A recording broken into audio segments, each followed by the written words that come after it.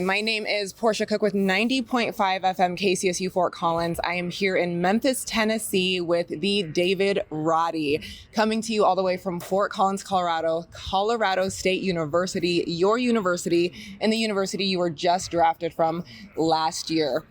David, we miss you out there in Fort Collins. Colorado is so excited to hear from CSU's latest draft and CSU basketball legend. That is what they are calling you today. So we'll go ahead and jump into it, David. Not only are you the first Ram drafted to the NBA since Colton Iverson in 2013, who was the 53rd overall pick by Boston, you are now considered one of the highest NBA picks in CSU's history as Grizzlies' first-round 23rd overall pick. What does it mean to you to leave such a legacy at CSU? Yeah, it means a lot. It's not something that I thought that would happen when I first got to CSU, leaving a legacy and everything like that. But it's something that, we planned on doing that class, that, senior class that just, wrapped up their season. Myself, Isaiah Stevens, John Tonje, and a few others. So, and James Morris too. So, for us to kind of flip that program around and just to be mentioned in that conversation is an amazing feeling.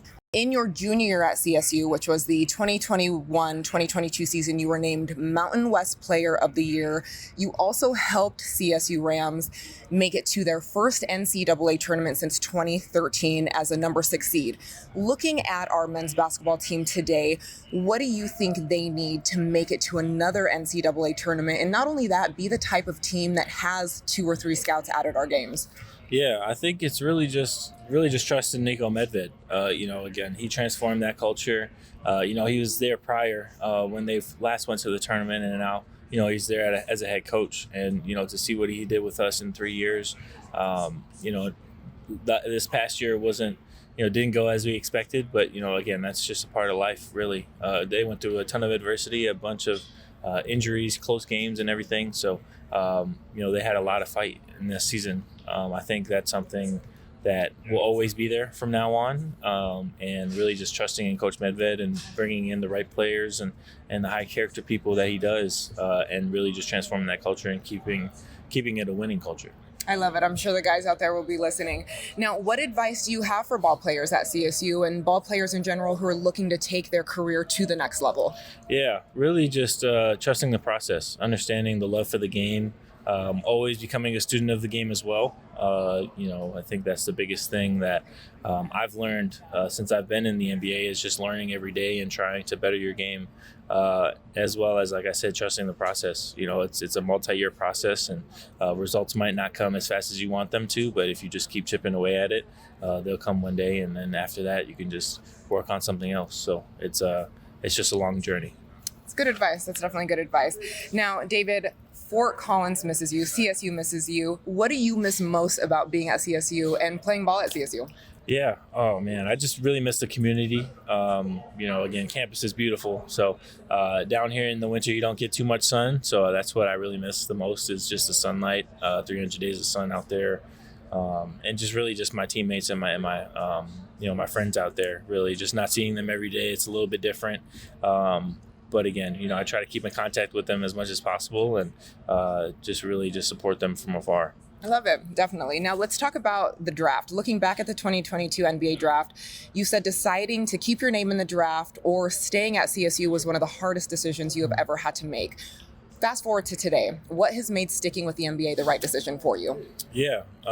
Being in the right position to be drafted by Memphis in the first place was, I'm just super blessed to be here in the first place.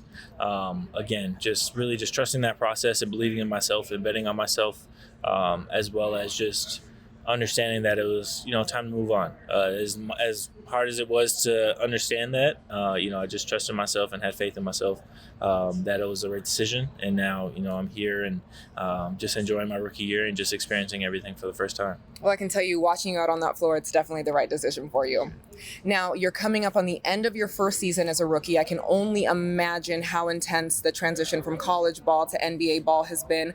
What has been the most challenging aspect of that transition for you? I think the hardest thing for adjusting is really just learning on the fly.